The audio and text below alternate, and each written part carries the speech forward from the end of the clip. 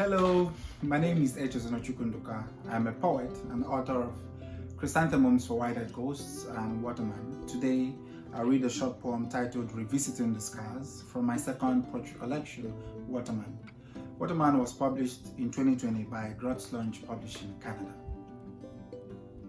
Revisiting the Scars.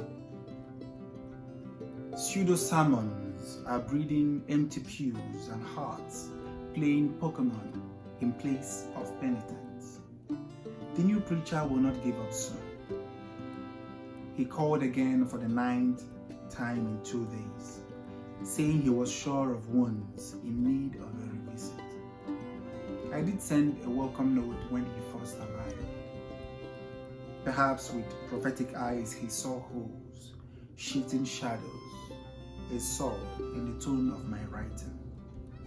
This ministry will not begin with me. In truth, the dark spot on my left eye is only a birthmark. What else wears the garb of wounds on my body?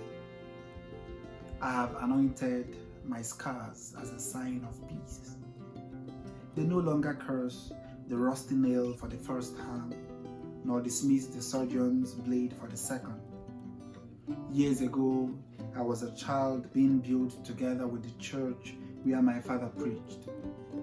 Later, I rehearsed my transition in a theater with characters in scrub. There is nothing left in the scars but rhythms gyrating all day, even when the performance receives little applause.